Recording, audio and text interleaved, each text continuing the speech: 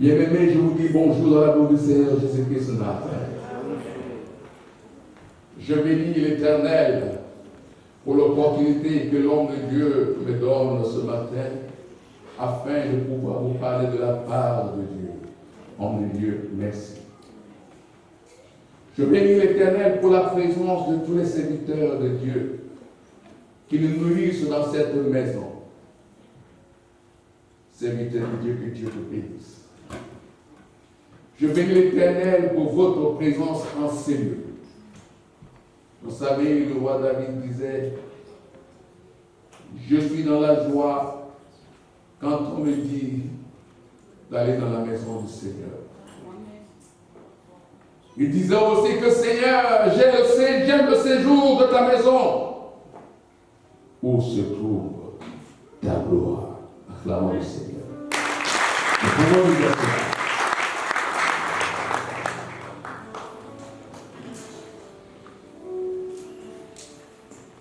Seigneur, je te bénis, je te rends grâce à cet instant. Père, je ne suis qu'un instrument entre tes saintes mains que tu utilises quand tu veux et comme tu veux. Et il t'a plu, mon Dieu, mon roi, de me donner la mission, Père, de parler à ton peuple ce matin. Je prie que tu t'aimes accorder la grâce et l'onction pour annoncer la bonne nouvelle que toi tu m'as apprise dans les lieux secrets, afin que ton peuple soit édifié, car la Bible déclare, ma patience prolonge afin que tous parviennent à la connaissance de la vérité et à la repentance. Mais comment donc parvenir à la repentance si on est ignorant de la vérité? Père, daigne ouvrir l'entendement spirituel de tes enfants ce matin, afin qu'ils saisissent ce que dit l'Esprit. Au nom du Seigneur Jésus-Christ, Papa, nous voulons te laisser la première place.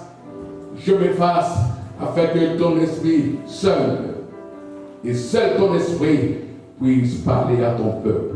Que ton nom soit béni, glorifié. Au nom du Seigneur Jésus-Christ, nous avons ainsi prié. Amen. Acclamons le Seigneur.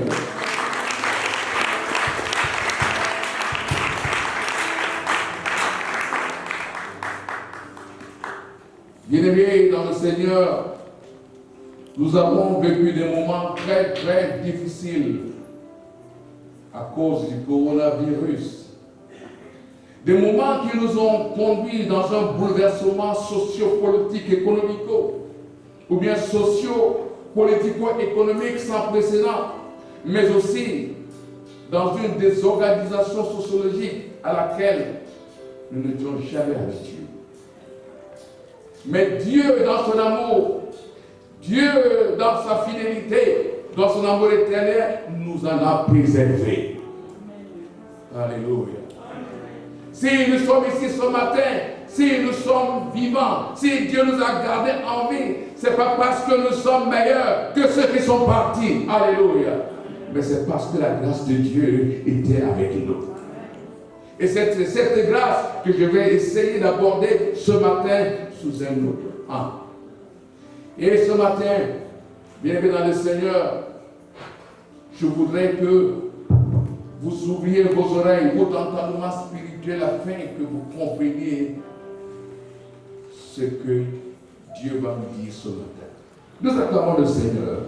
On ne peut pas tout faire acclamer le Seigneur.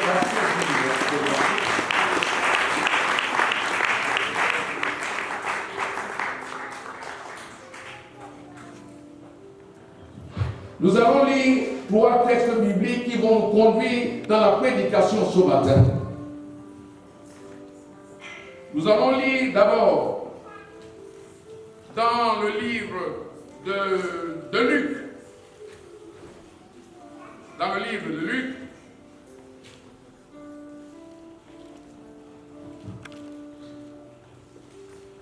C'est toujours important de venir dans la maison de Dieu avec un petit carnet pour noter les versets. Comme ça, dès que vous rentrez chez vous, vous méditez dessus. Amen. Pour que le Dieu ne vienne pas vous voler ce que vous avez reçu. Vous voyez, même les hommes de Dieu viennent avec de quoi noter. Luc chapitre 19, verset 10.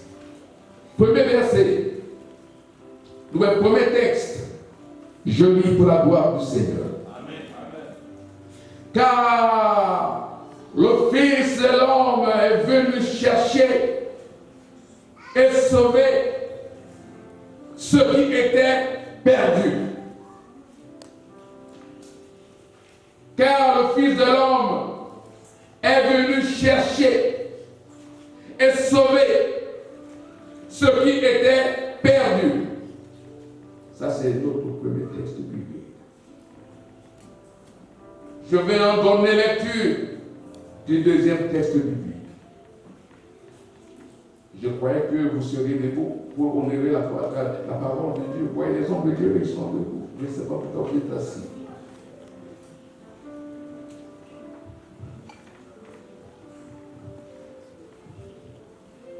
Nous lisons dans le livre de Jérémie, au chapitre 15, à partir du verset 16. Jérémie 15, à partir du verset 16, jusqu'au 20e verset. Je lis pour la gloire du Seigneur.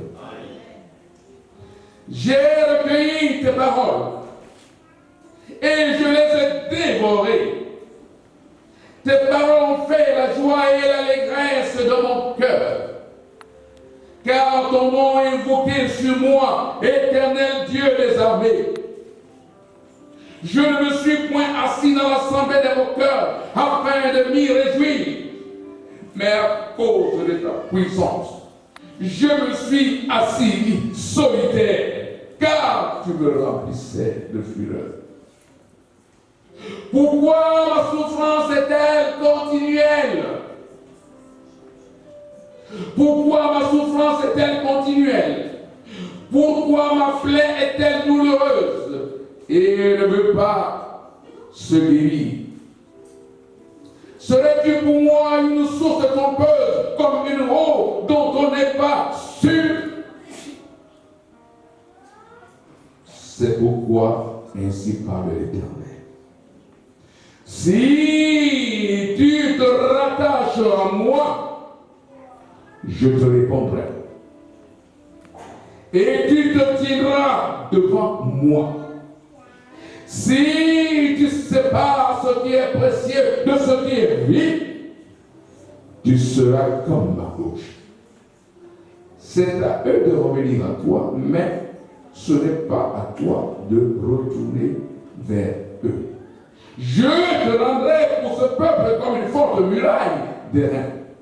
Ils te feront la guerre, mais ils ne te vaincront pas, car je serai avec toi pour te sauver et te délivrer.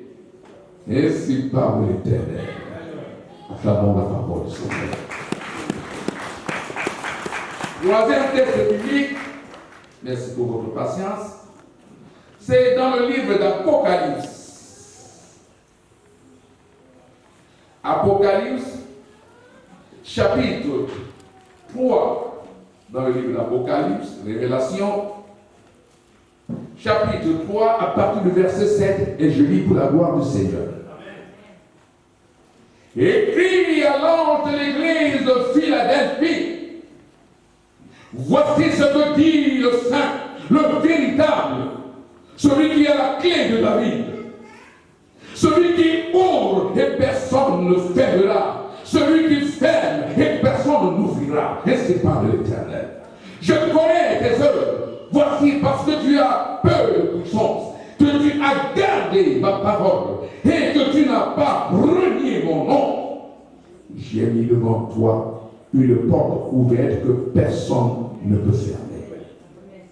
Voici, je te donne quelques-uns de ceux de la synagogue de Satan qui se disent juifs et ne le sont pas, mais qui mentent. Voici, je les ferai venir se prosterner à tes pieds et reconnaître que je t'ai aimé. Ah. Parce que tu as gardé la parole de la persévérance en moi, je te garderai aussi à l'heure de la tentation qui va venir sur le monde entier. Coronavirus et tout ça. Pour éprouver les habitants de la terre.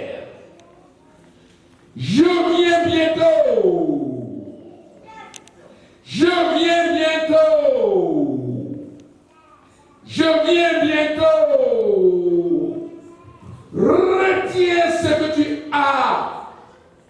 Retiens ce que tu as. Retiens ce que tu as. Afin que personne ne prenne ta couronne. Ainsi parle l'Éternel. Acclamons la parole du Seigneur. Nous allons nous asseoir dans le Seigneur.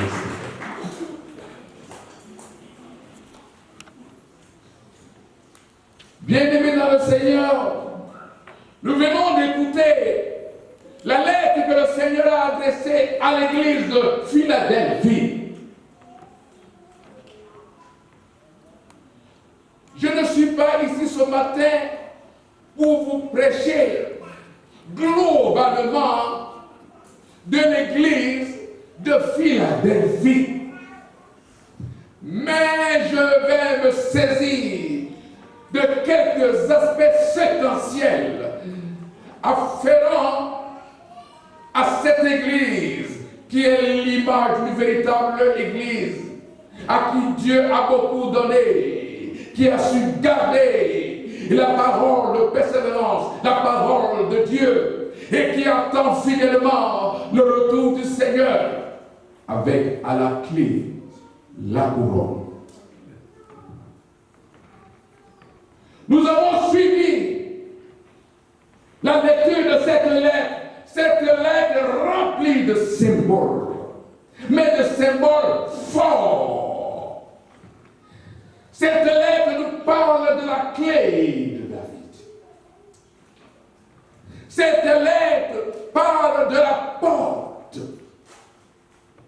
Cette lettre nous dit de garder précisément ce que nous avons, afin que personne ne vienne nous voler la couronne. Et nous allons comprendre tout cela au fil de la prédication. Je vais m'appesantir sur l'un des symboles séquentiels dont j'ai parlé tout à l'heure, la porte. La porte sert à protéger un espace d'intimité. Alléluia. Nous voici rassemblés en ce lieu, en cette église. Et bon. Alléluia. Nous sommes tous les enfants des bons. Les fils et les filles des bons. Alléluia. Et nous avons pour espace d'intimité cette église. Dans cet espace, nous bénéficions de beaucoup de choses.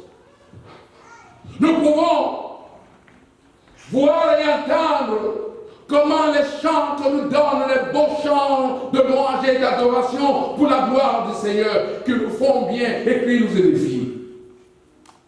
Dans ce lieu, nous pouvons et nous avons l'habitude d'écouter l'excellente qualité de prédication qui se font en ce lieu, que nous disent les serviteurs de ce lieu, et de l'église, on le dit.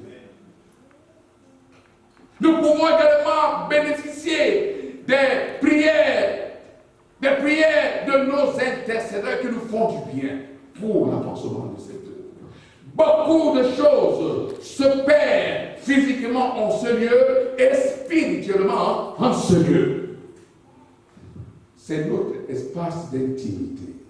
Celui qui est dehors ne peut bénéficier de ces choses que si il décide de nous rejoindre en ce lieu. Et encore, faut-il qu'il passe par la porte. Alléluia. Voyez l'un de ces bords dans l'église, dans la lettre adressée à l'église de Philadelphie. Encore faudrait qu'il passe par la porte. Si il lui arrivait de vouloir seulement passer par les fenêtres, escalader les murs de cette église, nous le trouverions suspect. Alléluia. Nous le trouverions suspect. Bien-aimé dans le Seigneur, il en est de même sur le plan spirituel. Il en est de même sur le plan spirituel. Dieu aussi a son espace d'intimité. Dieu aussi a son espace d'intimité que j'appelle espace d'intimité divine. Nous avons besoin, bien-aimés, des consolations constantes de notre Dieu. Nous avons besoin de vivre chaque jour la main de Dieu. Nous avons besoin de vivre chaque jour la gloire de Dieu. N'est-il pas écrit que si vous croyez, vous verrez la gloire de Dieu? Nous avons besoin de vivre tous les jours les bontés de l'Éternel. Mais où sont toutes ces dispensations? Elles se trouvent dans l'espace d'intimité divine. Si tu veux profiter, bénéficier de toutes ces dispensations, il faudrait que tu rentres dans l'espace d'intimité de Dieu. Et encore faudrait-il que tu passes par la porte dont il parle dans la lettre adressée à l'église de Philadelphie. C'est pour cela que Jésus disait dans le livre de Jean au chapitre 10 que le bon berger, le bon pasteur, le bon berger passe par la porte. Amen. Mais celui qui passe par les fenêtres et qui veut escalader les murs, la Bible dit, c'est un brigand, c'est un voleur. Acclamons le Seigneur. Mais pourquoi la Bible le qualifie de brigand et de voleur? Pourquoi la Bible qualifie le diable de brigand et de voleur? Il a volé quoi? Le manioc? Non. Quoi? Les habits? Non. Les voitures, il n'a rien volé. Mais pourquoi la Bible le qualifie de voleur? On va le découvrir. Alléluia. Amen. Il faudrait que tu rentres dans l'espace d'intimité divine en passant par la porte qui est Jésus-Christ de Nazareth. Alléluia. Pour pouvoir bénéficier toutes les dispensations qui sont dans l'intimité divine. Et ces dispensations sont pour nous. Dieu les a révélées pour nous, ses enfants.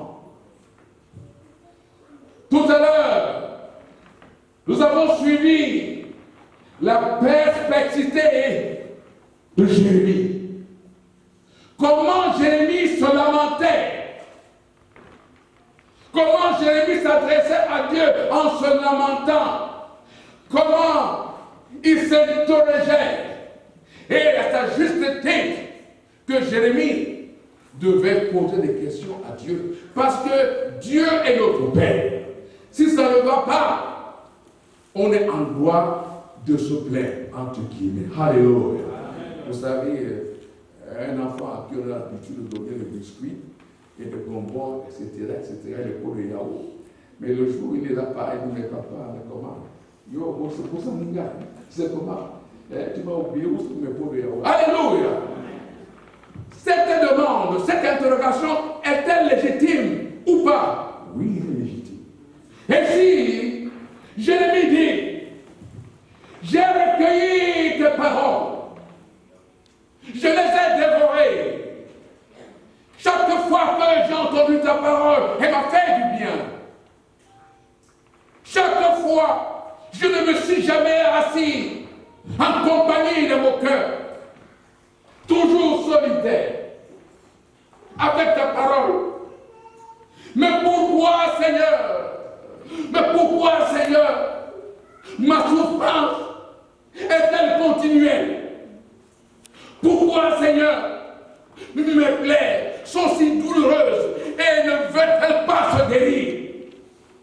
Est-elle pour moi, es-tu pour moi une source d'eau trompeuse? C'est-à-dire, ta parole n'est-elle pas vraie? Alléluia. C'est une réponse légitime. C'est une question légitime. Ce sont des interrogations légitimes. Ce sont des lamentations légitimes devant Dieu. Dieu va répondre. Alléluia. Dis à ton frère, Dieu va répondre à Jérémie. Écoutez la réponse que Dieu donne. Et c'est là où commence mon message.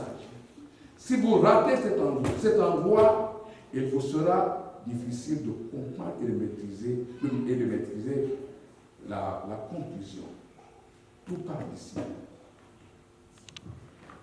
Pourquoi je souffre tant? Et pourtant je prie. Et pourtant je jeûne. Je suis actif dans ta maison. Toi-même tu me vois. Je fais tout ça. Tu me vois. Mais pourquoi m'abandonnes-tu avec mes problèmes?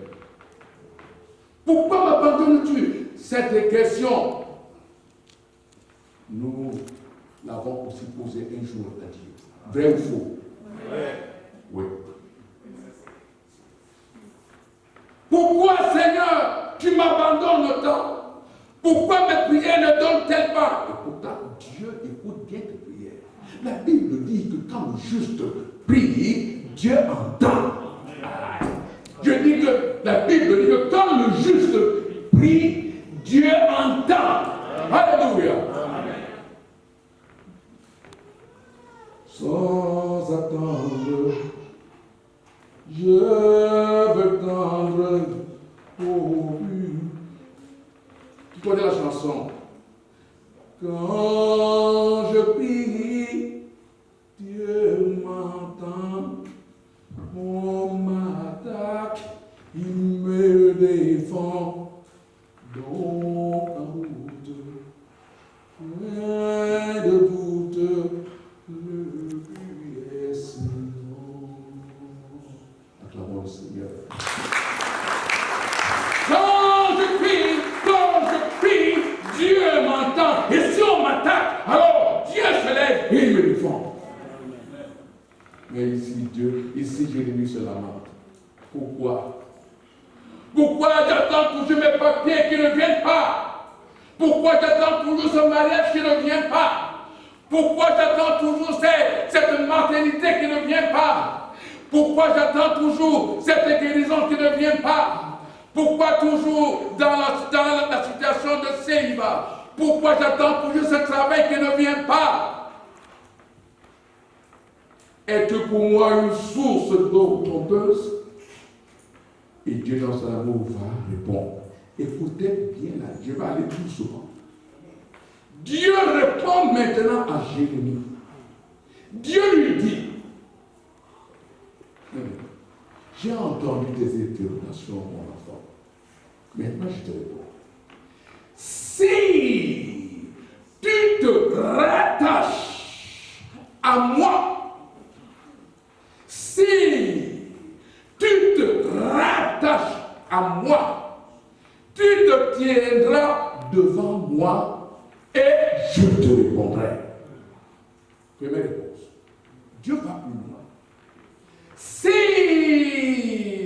tu sais faire la différence entre ce qui est précieux entre tes mains de ce qui est vil, alors tu seras comme ma bouche. Écoutez le verbe que Dieu utilise. Si tu te rattaches à moi, donc ça veut donc dire que au commencement, Jérémie était attaché à Dieu. Alléluia. Donc il y a eu brisure. Le lien était rompu. La communion était brisée. Ce qui a mis donc Jérémie hors de l'espace d'intimité de Dieu. Alléluia. Et Dieu lui dit, si tu reviens dans mon espace d'intimité, si tu te rattaches, c'est-à-dire si tu t'attaches de nouveau, si tu reviens dans mon espace d'intimité de nouveau, si tu rétablis la communion qui était entre toi et moi de nouveau, alors, je te répondrai. Amen. Et Dieu fait référence au passage biblique dans le livre des Psaumes, chapitre 50, verset 15.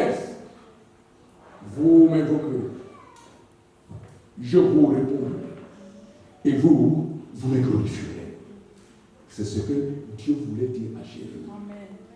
Et Dieu lui dit, oh, si tu sais faire la différence entre ce qui est précieux de ce qui est vil entre tes mains, oh, trop fort, oh, trop fort, tu seras comme ma bouche. C'est-à-dire, Dieu lui dit, je ferai de toi un Dieu avec des minuscules. Acclame le Seigneur. Tu seras comme ma bouche. Tu n'auras qu'à commander les papiers, ils viendront. Tu n'auras qu'à commander le mariage, il est là. Tu n'auras qu'à dire, hé poisson, je vais te demander le poisson, sa main. Etc., etc. Voilà la réponse que Dieu a donnée à Jérémie. Mais est-ce que Dieu a dit à Jérémie, si tu souffres parce que tu as péché,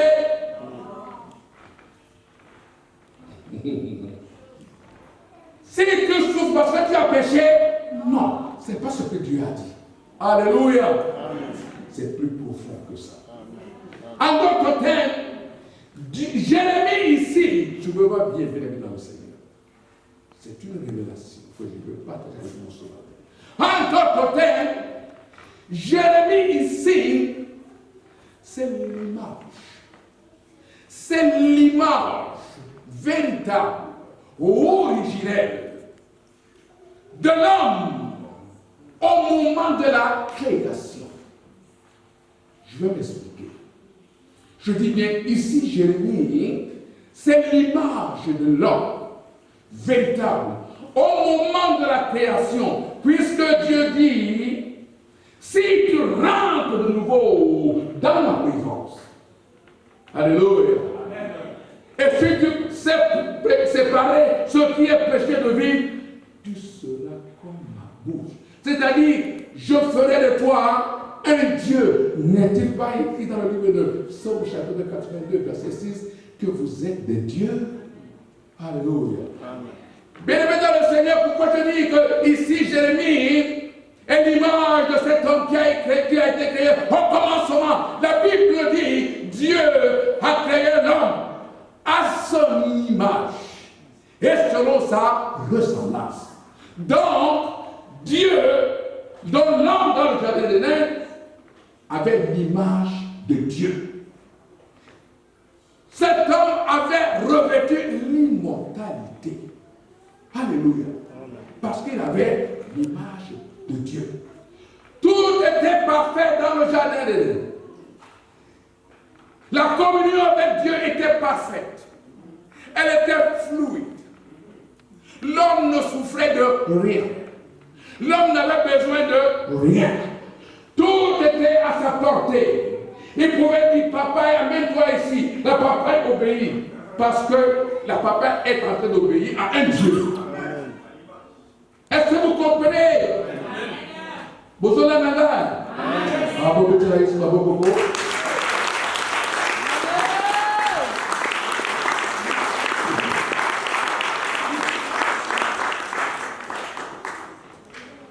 la première image d'Adam est un Dieu avec des muscles. Pourquoi? Il avait revêtu l'immortalité. Il avait tout. Regardez ce qui va se passer. Un ange jaloux de la position de Dieu dans le jardin d'Éden, maintenant il se présente devant l'homme. Quand il a vu l'homme, avec tout ce qu'il avait, toutes ces bénédictions, surtout l'homme, Dieu avait donné à l'homme quelque chose de précieux. Nous allons le découvrir. Alléluia. C'est pour cela que Dieu a dit à Jérémie, si tu sais faire la différence entre ce qui est précieux et ce qui est vil, alors tu retrouveras ta première image. Il s'adresse à qui? Alors à toi et moi. Parce que nous sommes de la descendance d'Adam. Alléluia. Cet ange jaloux instructions et des bénédictions de l'homme, de la gloire de l'homme, s'est présenté devant l'homme. Et il a fait désobéir l'homme. Il a entraîné l'homme dans la désobéissance. Et l'homme a chuté. L'homme est tombé. Dès l'instant que l'homme a chuté, il a tout perdu. Il a été boosté hors de l'espace d'intimité de Dieu. À tel enseigne qu'il était exposé dehors. La pluie pouvait arriver, mouiller. Le soleil, toutes ces calamités pouvaient l'atteindre. Alors qu'il était en protection absolue dans la présence du Seigneur. Maintenant, il a chuté. Il a été chassé hors de la présence du Seigneur. Et quand il a chuté, écoutez-moi bien, bien dans le Seigneur. Ça, c'est l'Esprit qui me l'a enseigné. Dieu avait mis quelque chose de précieux entre les mains de l'homme. C'était les clés. Les clés du paradis. Acclame le Seigneur. Vous allez voir pourquoi l'homme avait les clés du paradis entre ses mains. Ce qui était très précieux. L'homme avait ces clés du paradis entre ses mains. Et quand tout ce spectacle, oh Dieu, se passait, Jésus regardait, Jésus était là. Il regardait, il était là. Le Saint-Esprit était là. Dieu le Père était là. Il regardait la conduite de l'homme. Ils ont vu que l'homme a chuté à cause de la désobéissance. Bien aimé, la chute de l'homme a été tellement brutale que ce qu'il avait entre les mains, quand il est tombé, ce truc-là aussi est tombé. Regardez un peu quand un enfant de 2 ou 3 ans, vous lui donnez un pot de yaourt entre les mains. Amen. Amen. Il est content. S'il chute, qu'est-ce qui va se passer? Non seulement il va tomber, mais le pot de yaourt aussi va lui échapper. Le pot de yaourt aussi va tomber. Le paquet de biscuits qui était entre ses mains, puisque cet enfant est tombé, le paquet de biscuits aussi va tomber. C'est ce qui s'est passé avec l'homme. L'homme a perdu ce qu'il avait de précieux, les clés du royaume. Pourquoi? Parce que Dieu l'avait créé à son image et selon sa ressemblance. L'homme était Dieu. L'homme avait revêtu l'immortalité. Il n'était pas question que l'homme meure un jour. Alléluia. C'est quand l'homme a chuté qu'il a été exposé à toutes ces calamités parce qu'il a été chassé hors de l'espace d'intimité de Dieu. Maintenant, la mort pouvait rentrer, la maladie pouvait rentrer, la souffrance pouvait l'atteindre, la pauvreté pouvait l'atteindre, toutes sortes, le chômage pouvait l'atteindre, le célibat pouvait l'atteindre. Alléluia. Toutes ces choses dont nous souffrons aujourd'hui pouvaient atteindre l'homme. Mais Dieu, dans son amour infini, il va dire, ok, l'homme a chuté. Je l'ai assez puni. Alléluia. Je l'ai assez puni. Et Dieu, dans son amour infini, il a donné à l'homme une deuxième chance. Écoutez-moi bien. Il a donné à l'homme une deuxième chance en lui tendant une perche. Pour que cette perche ramène au travers de cette perche, l'homme revienne dans son espace d'intimité. Alléluia. Amen. Cette perche, la Bible l'appelle la loi. Acclamons le Seigneur.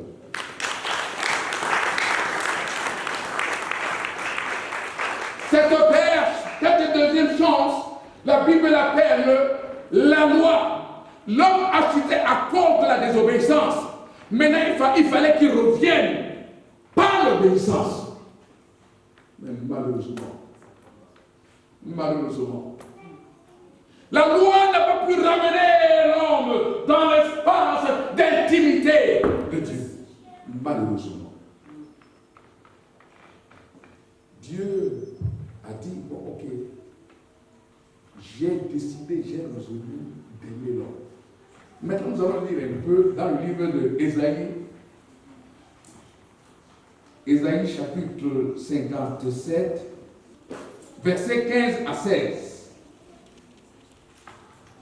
Celui qui trouve le premier, nous avons lecture. Ésaïe chapitre 57, 15 à 16. Vous allez voir la réaction de Dieu maintenant. Après que la loi a échoué, puisque la loi a échoué, l'homme demeurait toujours hors de l'espace d'intimité de l'Éternel. Quelqu'un qui pouvait le passage? Sois béni, mon frère. Écoutez bien. Car voici ce qu'il dit, le Dieu très élevé, qui Écoutez. Éternellement, qui s'appelle le Saint. J'habite dans un lieu qui est très haut et saint, mais je le mets aussi avec l'homme accablé, à l'esprit abattu, pour ranimer la vie de qui a l'esprit abattu et vivifier le cœur des hommes accablés. Car ce n'est pas toujours que j'entendrai un procès, ni éternellement que je méditerai, car sinon, devant moi, le souffle de la vie s'évanouirait, les êtres que je fais demeurer. Alléluia. La parole du Seigneur. Alléluia. Acclamons le Seigneur. Quand l'homme, dans l'intimité divine, Dieu dit, mais je ne vais pas rentrer en jugement avec l'homme indéfiniment. Amen. Je vois comment mes créatures sont en train de périr. Alléluia. Amen. Je vois comment elles sont en train de périr à cause de la désobéissance. La loi même n'a pas pu. L'homme était là, accablé, la Bible a dit, accablé de souffrance. Vous avez entendu le récit de Jérémie tout à l'heure. Et Dieu a dit non, c'est trop, c'est bon. Maintenant là, moi-même maintenant, je vais rentrer en eux et sauver l'homme. Parce que je vois qu'il ne peut pas se sauver lui-même. Alléluia. La loi n'a pas pu. Il dit, puisque je vous ai dit tout à l'heure que Jésus était là, il regardait le spectacle. Alléluia. Vous allez comprendre pourquoi il parle de voleur. Alors, il dit à Jésus, maintenant tu descends. Tu descends, va sauver l'homme. Descends, va sauver l'homme. Alléluia. Le plan de la rédemption. Alléluia. Va sauver l'homme. Par ton sang précieux, va racheter l'homme. La Bible dit que sans effusion de sang, il n'y a point de pardon de péché. Hébreux 9, 22. Tous ont péché et de ce fait, ils sont privés de la gloire de l'Éternel. Mais maintenant, ils seront gratuitement justifiés par la grâce de l'Éternel. Au moyen de la foi, au moyen du plan de rédemption par le sang de Jésus-Christ de Nazareth, quel travail. On lui a donné une mission. Maintenant, va sauver l'homme, va déposer ta vie à cause de Jojo, à cause de Pasteur Blanchard, à cause. Alléluia. On lui a donné une mission. Et la mission avait deux volets. La mission avait deux volets. Dieu lui a dit, comme tu pars, après avoir sauvé l'homme, après avoir sauvé l'homme, tu dois récupérer ce que l'homme a perdu quand il a chuté. Acclame le Seigneur.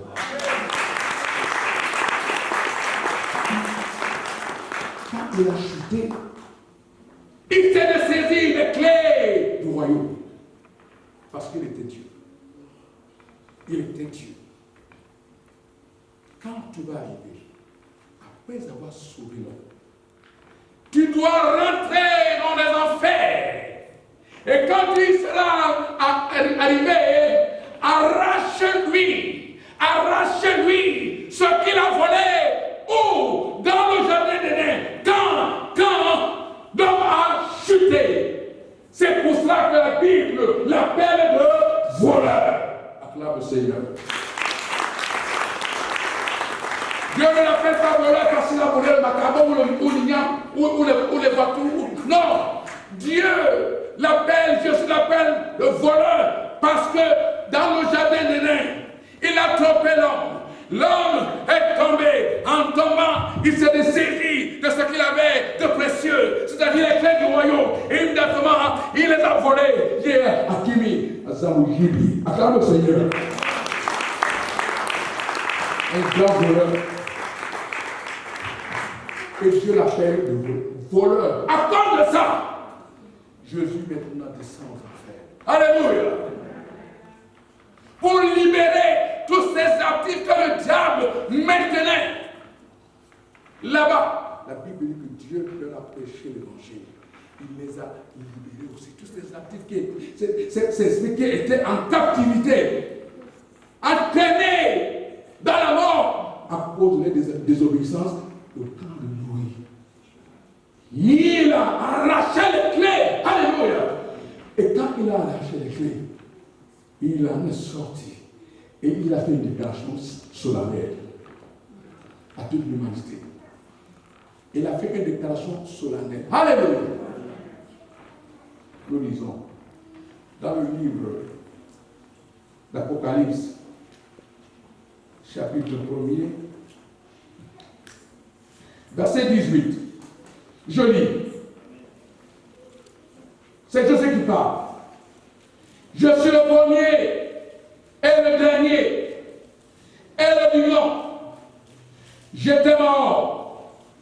Et voici, je suis vivant au siècle des siècles. Je tiens les clés de la mort et du séjour des morts, acclame le Seigneur. Il est sorti victorieux avec les clés que le diable avait volées. Alléluia. Quand, écoutez, vous allez me dire, mais pourquoi on parle de la clé du séjour des morts? Écoutez bien, il faut interroger l'esprit quand vous lisez la Bible. Alléluia. Quand Dieu sauve quelqu'un, il le met où? Dans le séjour des morts. Hein? Et on dirait que vous hésitez. Quand Dieu sauve quelqu'un, comme Jésus est venu nous sauver, c'est pour que nous restions dans le séjour des morts. Alléluia. Dieu te sauve pour aller au ciel. C'est pour ça que spirituellement parlant, vous allez lire la clé du séjour des morts, qui symbolise le combat spirituel qui a eu lieu là-bas. Mais en réalité, la Bible est en train de parler de la clé des rois du royaume. Parce que quand tu es sauvé, c'est le paradis. C'est dans le royaume de Dieu. S'il fallait que nous restions dans le tombeau, alors Jésus a donc mené peuple pour partir arracher les clés. Alléluia. Amen. Vous me comprenez? Amen. Jésus, après avoir fait ce travail, alléluia, il dit, maintenant que j'ai arraché les clés, il faut que je restaure l'homme. Il faut que je le ramène dans l'intimité de Dieu. Qu'est-ce que Jésus a fait? Jésus a pris la clé qu'il venait d'arracher au diable. La clé du royaume, qu'est-ce qu'il a fait? Il a appelé Pasteur Blanchard. Papa Célé, prends ça, prends ça, prends ça, prends ça. Prends ce que tu as perdu. Prends ce qui était perdu, que tu as perdu dans le jardin d'Éden. Moi, j'ai payé le prix. Je te le redonne. C'est pour cela qu'il a déclaré que dans le livre de Luc, chapitre 19, verset 10, c'est pour ça qu'il a déclaré le Fils de l'homme. Le Fils de l'homme est venu chercher et trouver ce qui était perdu. Où? Dans le jardin. Quoi? La clé. Acclame le Seigneur.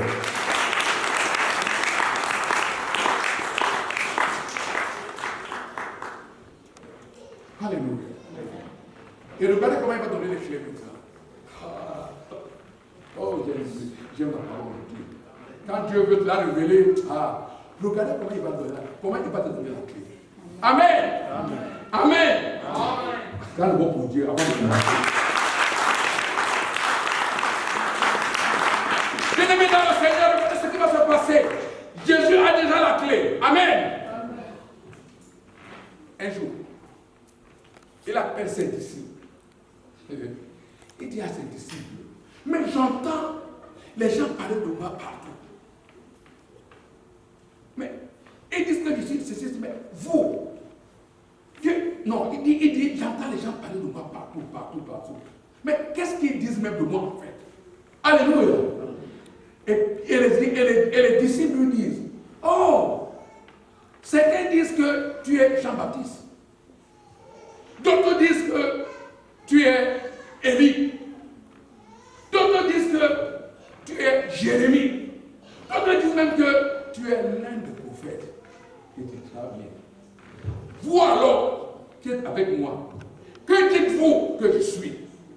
Pierre, fervent d'esprit, il dit, oh, tu es le Christ, le Fils du Dieu vivant, le Fils du Très-Haut. Et cette réponse a fait tressaillir Jésus. Alléluia. Et Jésus, content de cette réponse, il lui dit, oh Simon, tu es heureux. Simon, fils de Jonas, ce n'est pas la chair, ni le sang qui t'ont révélé cela, mais c'est mon Père qui est dans les lieux très hauts. Acclame le Seigneur. Dieu ne s'est pas arrêté là. Écoutez, il continue encore à parler à Pierre. Et moi je te dis, oh Simon, je te dis, toi tu es Pierre. Et sur cette pierre je bâtirai mon église. Les portes de séjour des morts ne prévaudront point contre elle. Oh, Jésus ne s'est pas arrêté là. Il a encore parti plus loin. Écoutez bien dans le Seigneur. Qu'est-ce qu'il a dit? Pierre, je te donne les clés du royaume. Acclame Seigneur.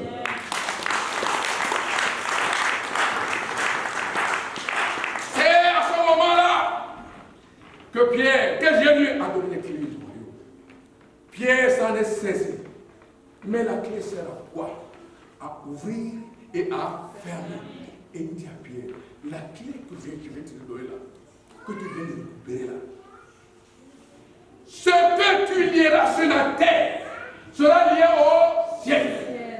Ce que tu délieras sur la terre sera aussi délié au ciel. Ça, c'est la voix de la clé. Alléluia. Pierre a gardé jalousement cette clé.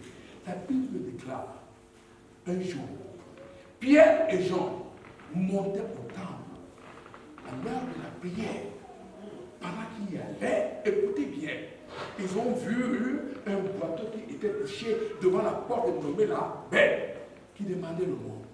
Quand il a vu Pierre et Jean arriver, il s'attendait à recevoir aussi le monde. Pierre lui dit, là,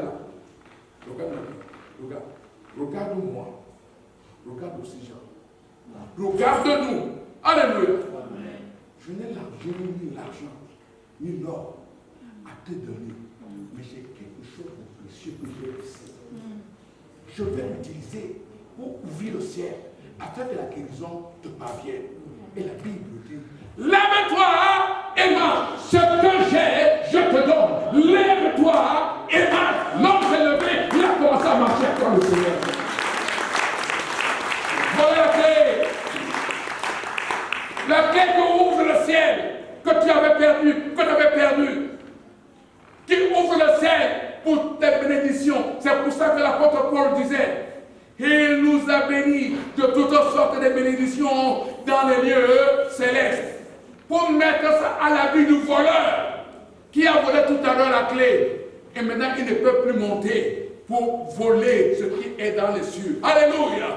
Parce que pour y monter, pour y aller, non seulement il faut passer par la porte, mais il faut utiliser la clé qui ouvre. Tu as cette clé. Tu as cette clé. Dis à ton frère que j'ai la clé. Dis-le avec conviction. Vous savez, Dieu nous a dit l'autre jour par l'évangéliste Célé que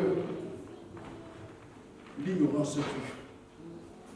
Quand l'ignorance, non, la place de la vérité, c'est très grave. Ce que je vous prêche là, c'est des choses spirituelles. Je ne sais pas si vous étiez ici vendredi soir. Ceux qui étaient ici vendredi soir, vous avez entendu la prédication de l'homme. C'était trop fort. Ça m'a boosté spirituellement. Si tu ne crois pas en des potentialités que Dieu a mis entre tes mains, tant pis pour toi. Tu as la clé. Amen. Tu as la clé. Alléluia. Regardez. Vous ne savez pas que la clé ouvre le ciel.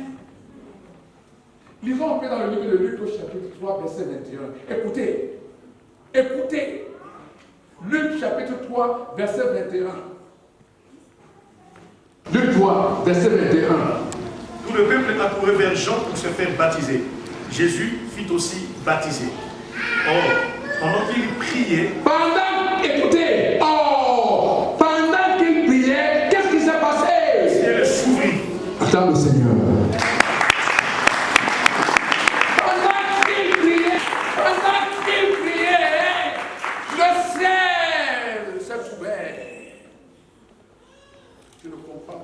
Tu ne viens pas prier. Tu ne pries pas pour moi, mais tu dois prier pour toi-même. Alléluia. Regardez, vendredi, on était très bénis. La Bible dit que le Seigneur Jésus lui-même avait besoin de prier. Et quand il a prié, Dieu, son Père, a ouvert le ciel. La prière ouvre le ciel. Acclame le Seigneur. Je suis en train de pourrir la conclusion de mon message. Alors, comme je disais tantôt, la clé que tu as peut ouvrir le ciel. Mais il peut aussi fermer le ciel. Alléluia. Amen. Tu as quelque chose de précieux, mais comme tu es ignorant, tu ne sais pas ce que tu as entre tes mains, quelque chose de précieux. C'est pour ça que tu es tout le temps en train de pleurnicher devant Dieu. Oh Seigneur, pourquoi ma souffrance est continuelle? Oh Seigneur, pourquoi mes plaies ne se guérissaient pas? Oh Seigneur, tu as quelque chose entre tes mains. Il fallait être ici vendredi. Donc Dieu nous a amenés dans une dimension spirituellement incroyable. Parce que tu restes comme tu es. C'est parce que tu restes comme tu es. Tu viens à l'église, tu sors, tu reviens, tu es toujours là, comme cet homme animal, qui ne peut recevoir le naturel, qui ne peut recevoir les choses spirituelles de Dieu. Il nous a bénis de toutes sortes de missions dans les lieux célestes. Mais il ne faut pas que tu peux aller au ciel avec ce corps. Non. Mais tu y vas avec un corps spirituel. Amen. Pourquoi tu ne crois pas que tu as une clé spirituelle entre tes mains? Acclame le Seigneur. On peut ouvrir avec cette clé, mais on peut aussi fermer le ciel. Parce que, écoutez, il lui a dit, ce que tu liras sur la terre sera lié au ciel. C'est pour ça que la Bible nous enseigne, dans le livre de 1 Roi, au chapitre 17, à partir du verset 1er, la Bible dit, Élie le Tishbite, l'un des habitants de Galate, alléluia, il s'est présenté devant le roi Achab, et il dit, Achab, écoute-moi très bien, l'Éternel est vivant, le Dieu dont je suis le serviteur. Il n'y aura ni rosée, ni pluie ces années-ci. Sinon, à ma parole, qu'est-ce qu'il a fait? Il a fermé le ciel. Acclame le Seigneur. C'était des hommes de même nature que nous. Ce n'étaient pas des hommes exceptionnels. La Bible dit que Jésus-Christ est le même hier, aujourd'hui et éternellement. Amen. Mais tu as cette capacité. Tu as ces capacités. C'est pour cela que dans la lettre qui a été adressée à l'église de Philadelphie, au verset 11, Dieu lui dit, retiens bien ce que tu as. Retiens bien ce que tu as. Écoute, afin que on ne vienne pas à avertissement. Parce que ça, le coup d'État a déjà eu lieu une fois. Le vol a déjà eu lieu une fois dans le jardin. Maintenant, il dit, retiens. C'est ma retiens ça bien pour qu'on ne vienne pas voler la couronne. Alléluia. Cette clé, c'est le Seigneur Jésus. Acclame le Seigneur.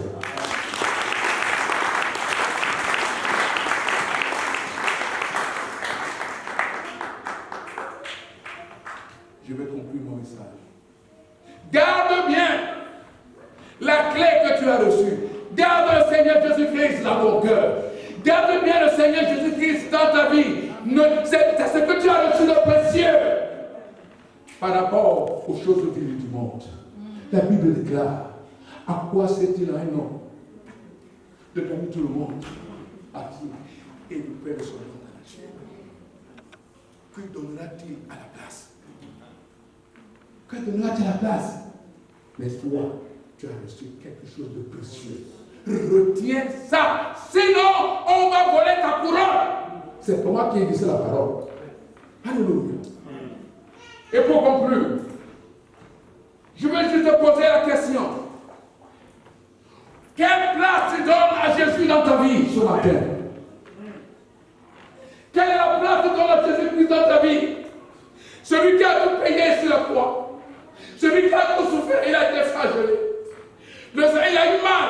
Ce n'était pas des blessures spirituelles, c'était des blessures physiques. Alléluia. Il a coûté la mort. Alléluia. Tout ça à cause de toi. Mais quelle est la place que tu lui donnes aujourd'hui? Quelle est la place de Jésus dans ta vie? Est-ce que c'est des choses vives ou c'est des choses précieuses? Tu privilégies quoi? Les choses vives du monde. Alléluia. Si tu privilégies les choses du monde, que la Bible appelle les choses vives, alors tu risques de mourir. Garde bien ce que tu as reçu, Jésus-Christ. Et pour finir, la Bible parle de Marie de Magdala. Maintenant, j'ai compris. La Bible parle de Marie de Magdala. Cette femme savait ce que Dieu a fait. Elle n'a pas oublié ce que Dieu a fait dans sa vie. Et le jour où le Seigneur Jésus est mort, la Bible déclare que cette femme a couru sur le sépulcre. Elle s'est mise à pleurer. Elle pleurait qui? Elle pleurait le Seigneur Jésus. Oh Jésus. Oh Seigneur Jésus. Pendant qu'elle pleurait, il y avait 2 anges habillés en bleu de blanc. Il lui pose la question, femme, mais pourquoi pleures-tu? Alléluia. Femme, pourquoi pleures-tu? Ils ont enlevé mon Seigneur. Ils ont enlevé inconsolable. Pendant qu'elle pleurait, maintenant le Seigneur Jésus apparaît. Alléluia. Le Seigneur Jésus apparaît. Waouh. Je vous dis que c'est des choses spirituelles. Alors, Marie de Magdala, quand il a regardé, elle croyait que c'était le jardinier. Elle n'a pas reconnu le Seigneur Jésus. Jésus lui a posé la question, femme, mais pourquoi pleures-tu? Si c'est toi qui l'as enlevé, pardon, montre-moi là où tu l'as mis. J'irai le prendre. Vous voyez comment quelqu'un est en train d'empêcher la valeur de Jésus dans sa vie. Entends le Seigneur. Elle était prête à tout perdre pour Jésus. Oh, bienvenue dans le Seigneur. Quand on prenne tout, toutes les richesses du monde. Mais quand on laisse tout dans Jésus tranquille. Parce que quand tu as Jésus, tu as tout. Je crois que tu as proclamé très fort. Je dis que quand tu as Jésus, tu as tout.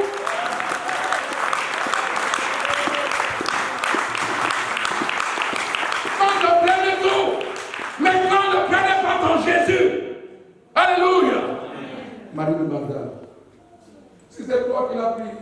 Montre-moi. Prêt à se sacrifier pour Jésus. Es-tu prêt aujourd'hui à te sacrifier pour Jésus?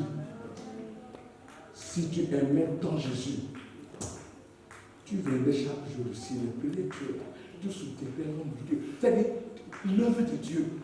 Tu dirais cet homme, à cause de cet homme, pas à cause du pasteur, alléluia, mais à cause de Dieu, à cause de ce que Jésus a fait. Je fais faire comme Marie de Magdala qui s'est souvenu de ce que Jésus a fait dans sa vie. Te souviens-tu de ce que Jésus a fait dans ta vie? Quelle place Jésus a dans ta vie? Où as-tu gardé Jésus, la clé qu'il a récupérée au prix de son sang? Alléluia. L'apôtre Paul dit, garde le bon combat de la foi. Garde le bon dépôt de la foi. Car quelques-uns, l'ayant perdu, ils ont fait naufrage. Si tu perds Jésus-Christ, tu vas faire naufrage. Tu vas sombrer et tant pis pour toi. Que Dieu vous bénisse.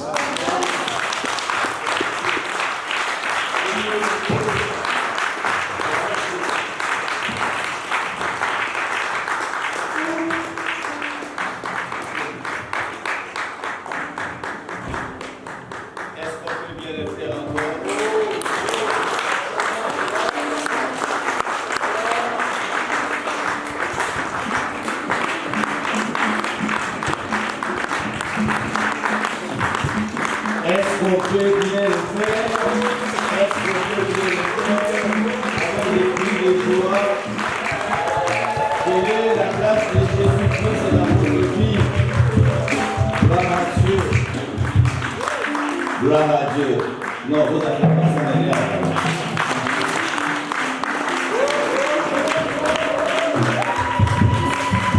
Gloire à Dieu. Gloire à Dieu. Demande à celui qui est à côté de toi quelle est la place de Jésus-Christ dans ta vie.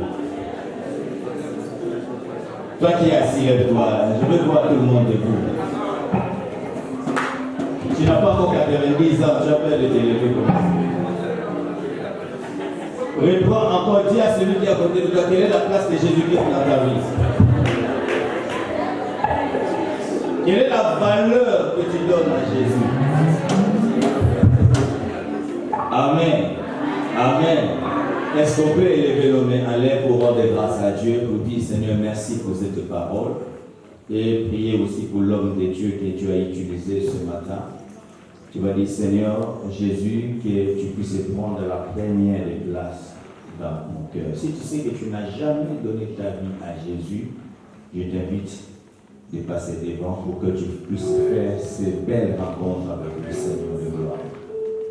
C'est en croyant dans le cœur qu'on est sauvé. Si tu sais que Jésus n'a jamais mis une place dans ton cœur, bien aimé, n'hésite pas, tu viens. On va t'aider tout simplement par une petite prière pour que tu donnes ta vie à Jésus. Lève ta voix, commence à prier. Alléluia. Rends grâce à Dieu.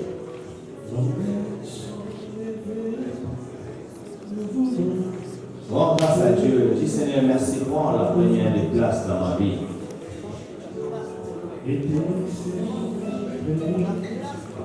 Je vais voir te mains levées, mon frère. C'est un signe d'abandon à Dieu. C'est un signe que nous disons, Seigneur, nous-mêmes nous ne pouvons rien. Je veux besoin de ton aide, je veux besoin de ton soutien. Je veux besoin de toi dans ma vie. Sans toi, je ne peux rien.